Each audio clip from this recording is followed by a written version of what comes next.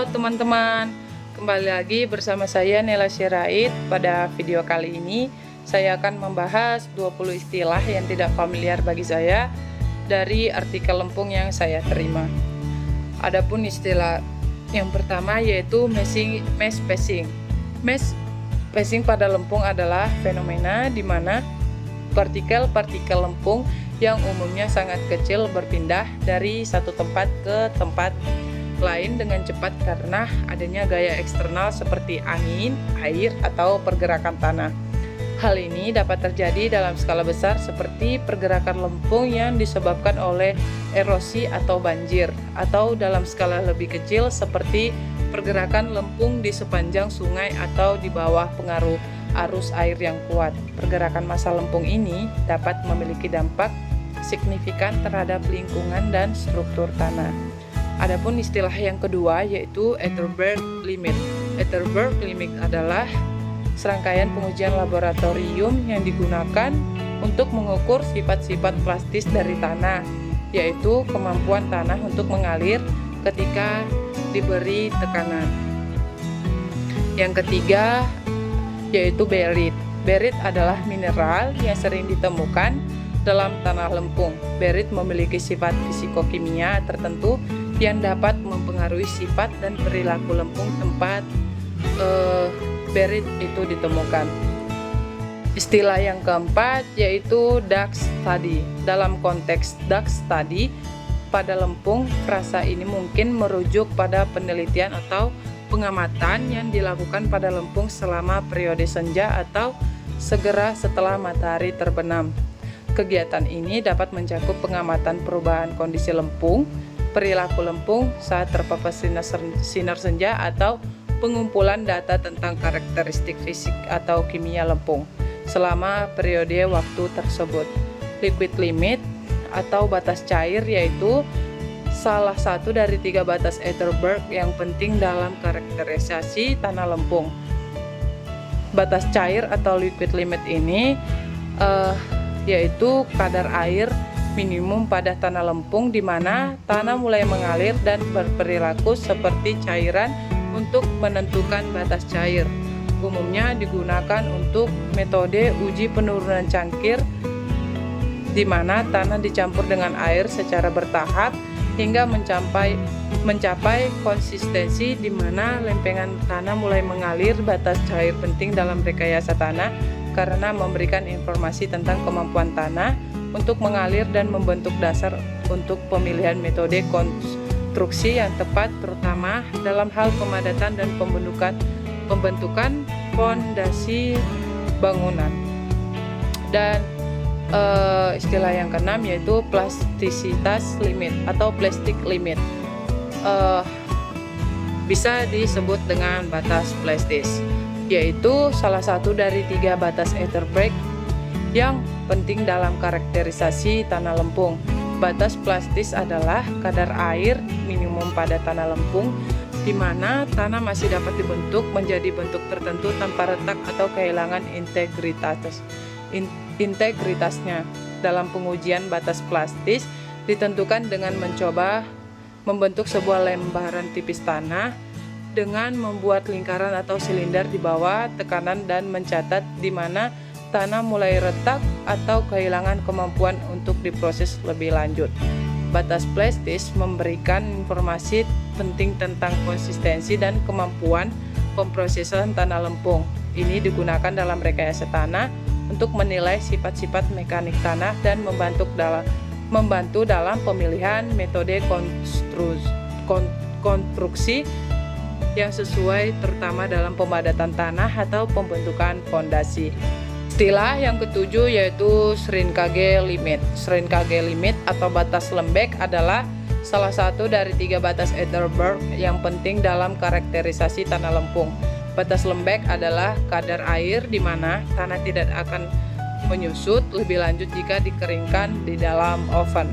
Proses pengukuran batas lembek melibatkan pengeringan sampel tanah lempung pada suhu konstan dalam oven dan mencatat titik di mana tanah tidak lagi mengalami penyusutan.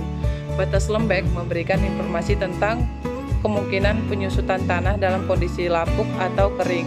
Ini berguna dalam rekayasa tanah untuk menilai potensi perubahan volume tanah dalam berbagai kondisi lingkungan, dan juga dalam perencanaan fondasi atau struktur untuk menghindari kerusakan akibat perubahan volume tanah. Istilah yang ke-8 yaitu lepidocrosit. Lepidocrosit adalah mineral oksida besi hidrat yang dapat ditemukan dalam tanah, termasuk dalam tanah lempung. Sebagai mineral yang terbentuk dari oksidasi besi, lepidocrosit memiliki warna merah kecoklatan hingga hitam keunguan. Kehadiran lepidocrosit dalam lempung dapat mempengaruhi sifat dan karakteristik tanah tersebut. Misalnya dapat mempengaruhi warna tanah serta memainkan peran dalam penyerapan air, kapasitas tukar kation, dan sifat-sifat kimia lainnya dari tanah lempung. Istilah yang ke-9 yaitu klinoptilolit.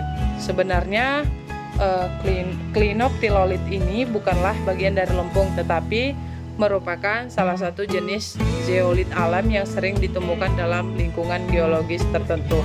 Zeolit sendiri adalah mineral aluminosilikat berpori dengan struktur kristal yang teratur. Klinoptilolit adalah salah satu jenis zeolit yang paling umum dan penting. Ini memiliki struktur kristal yang sangat khas dengan pori-pori yang teratur yang membuatnya sangat bermanfaat dalam berbagai aplikasi teknis dan industri. Istilah yang ke-10 yaitu kutnahorit. Kutnahorit adalah mineral yang terdiri dari senyawa kimia kalsium mangan karbonat. Ini adalah salah satu dari beberapa mineral yang termasuk ke dalam kelompok minyak biji mangan yang merupakan sumber penting mangan. Kutnahorit ditemukan dalam endapan biji mangan di beberapa lokasi di seluruh dunia. Kemudian istilah yang 11 yaitu argillaceous lithoklass limestone. Argillaceous lithoklass limestone adalah jenis batuan kapur yang mengandung fragmen atau klastik dari batuan lempung disebut argil di dalamnya. Batuan ini terbentuk melalui proses sedimentasi untuk di lingkungan laut atau perairan yang dangkal, di mana endapan kapur dan endapan lempung terjadi secara bersamaan atau berdekatan. Kemudian istilah yang ke-12 yaitu stiltnomelan. Stiltnomelan adalah mineral silikat yang terdiri dari kelompok mineral silikat berkelanjutan. Ini adalah salah satu mineral yang umumnya ditemukan dalam endapan-endapan sedimen termasuk lempung. Stiltnomelan memiliki warna yang bervariasi mulai dari hitam hingga coklat keunguan dan terbentuk melalui proses geologis yang kompleks yang melibatkan perubahan kimia fisik dalam lingkungan sedimen. Dalam konteks lempung, kehadiran stiltnomelan dapat mempengaruhi sifat tanah tersebut. Misalnya mineral ini dapat mempengaruhi kemampuan tanah untuk menyerap air, tekstur tanah, serta karakteristik kimia dan fisik lainnya. Istilah yang ke-13 yaitu laumontit. Laumontit bukanlah mineral yang biasanya terkait dengan lempung. Laumontit adalah zeolit alam yang terbentuk dalam lingkungan geologis tertentu dan kemudian ditemukan dalam batuan beku atau batuan sedimen. Zeolit adalah mineral aluminosilikat berpori dengan struktur kristal yang teratur. Meskipun laumontit tidak secara khusus terkait dengan lempung, pengetahuan tentang mineral ini dapat berguna dalam pemahaman geologi suatu daerah dalam aplikasi industri yang melibatkan penggunaan zeolit. Istilah yang ke-14 yaitu clinozoisit. Clinozoisit adalah mineral yang termasuk dalam kelompok epidot. Ini biasanya ditemukan dalam batuan metamorf seperti batuan sedimen yang telah mengalami metamorfosis. Clinozoisit memiliki struktur kristal yang teratur dan dapat ditemukan dalam berbagai warna, termasuk hijau, coklat, atau merah muda. Secara umum, klinozoisid tidak dapat ditemukan dalam lempung karena lempung terbentuk dari proses pelapukan batuan yang berbeda dengan proses pembentukan mineral seperti klinozoisid. Lempung adalah hasil dari pelapukan dan dekomposisi batuan yang terutama dari mineral-mineral seperti kaolinit, ilit, dan montmorillonit. Yang ke-15 yaitu sifat indeks properti tanah. Sifat indeks tanah adalah karakteristik dasar dari tanah yang memberikan informasi tentang perilaku dan potensi penggunaannya dalam rekayasa sipil. Beberapa sifat indeks yang umumnya diukur pada tanah lempung meliputi kadar air dan yang lain-lain. Istilah yang ke-16 yaitu mudstone. Mudstone adalah jenis batuan sedimen yang memiliki tekstur halus dan kompak, terdiri dari partikel-partikel sangat kecil yang terutama terdiri dari lumpur atau lempung. Secara kimia, mudstone terdiri dari mineral-mineral seperti silikat termasuk lempung dan mungkin juga mengandung sedikit mineral lainnya seperti kuarsa, kalsit, dan feldspar. Istilah yang ke-17 yaitu preparasi. Preparasi pada lempung mengacu pada serangkaian langkah atau proses yang dilakukan untuk mempersiapkan tanah lempung sebelum digunakan dalam aplikasi tertentu. Ini dapat melibatkan beberapa tahapan tergantung pada tujuan akhir penggunaan tanah lempung tersebut. Istilah yang ke-18 yaitu elongate prismatic, yaitu deskripsi untuk struktur butiran atau partikel dalam tanah lempung yang memiliki bentuk seperti prisma yang memanjang.